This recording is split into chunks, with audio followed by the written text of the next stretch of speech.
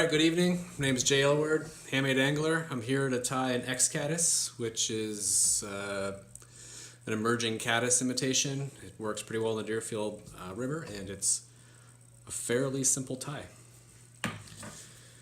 To start off, I take some carded antron and cut myself off, a good serviceable amount to work with. Got a size 14 hook in the vise. When you're working with carded stock, you often get these like kinks, so I usually try to trim those out. I'm getting ahead of myself here because I need to put thread on the hook. You want to start your thread about an eye width away from the eye of the hook. Give yourself a little bit of working room. And then you try to create this nice even body all the way to the bend. And that's one of the keys to this fly and most caddis flies, is you want that even underbody to get your body nice and even later on. All right, and we're going to take our antron. We're going to measure up that end of it about a shank length worth, and that's where we're going to tie it in. I'm going to do the pinch wraps to hold that into place. So up into my fingers and then directly down. And that kind of helps hold it on the top of the hook. And I'm going to give it like about 3 wraps just to hold it into place. Then I'm going to take that running end and I'm going to pull that back. And I'm just going to wrap that down, working my thread towards the hook eye at this point. So both the shuck and that running end are pointed off the back of the hook like that. And then I'm going to continue my thread all the way back up towards the eye of the hook, trying to keep my underbody again even. And then when I'm about, 4 turns or so from where I started the thread, I'm going to throw a whip finish in it, or a quick overhand half hitch. Cradle my thread, and I'm a big fan of the full rotary vise, so I'm going to use that technique to wrap this up. So I'm going to spin that, and I want to continue this kind of even body, and you can kind of hide that lump at the end. Quite frankly, the fish don't care that much. And once you get there, I take it out of the cradle, move the arm out of the way, and then instead of trying to like trap that with one big sweeping wrap, I usually just pick up my bobbin and drop it over the top of the hook 3 times. And then just pull it back. You don't want that kind of getting in your hook eye. 3 more wraps, pull tight. We're going to cut that antron out of there. So for the next part, I'm going to use some elk hair. This is bleached. You can use natural, you can use deer hair. Basically anything that you fancy for that. I cut off about that's about a pencil's width worth, and we're tying 14s here, which is kind of big for this pattern, but that's still a little too much hair, so I'm going to pull it just a pinch out of there. There we go. Now that just feels a little better. Clean out my comb. Alright, then you're going to comb out the underfur. It just helps it line up better on the stacker, and it also helps it from rolling off of itself. Alright, I'm going to put that in my stacker. I can try to line up here.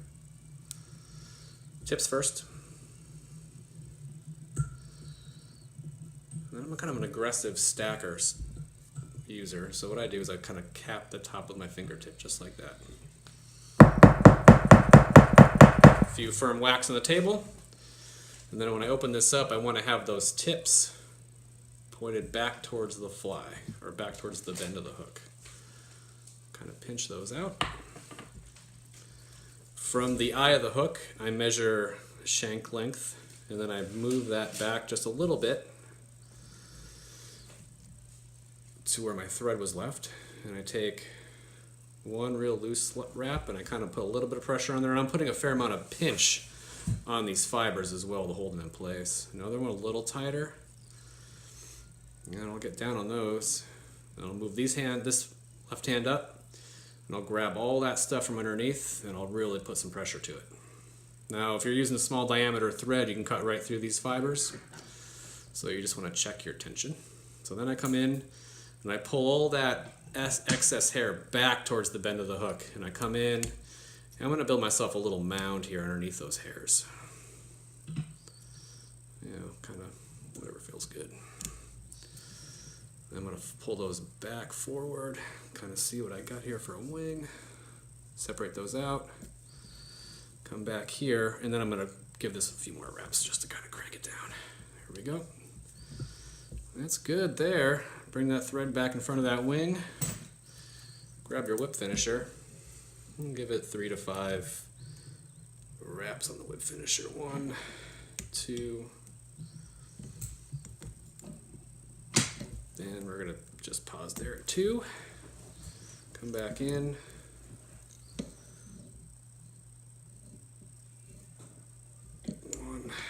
Whoops. Okay, and a quick and dirty way to do this would be to just add that half hitches by hand.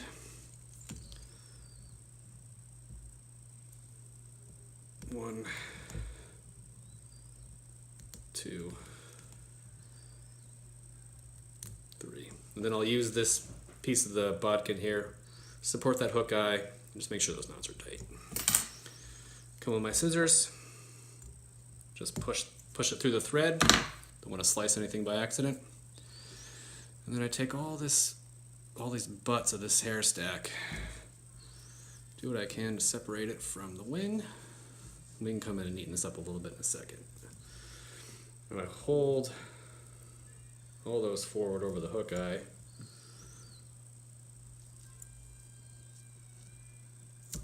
Clip it. Some of these errant hairs you can just kind of pull out of the way. Some of that you can just nip off.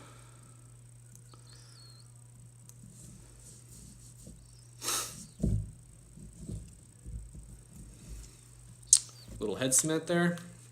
And I just kind of like put a little drop in at the side here where the thread overlaps the wing. Any excess you just kind of move out of the way. Like this shuck's a little long, so I'll just kind of push my scissors through it a little bit, kind of uneven it. There you go. That's the Caddis, quick and dirty.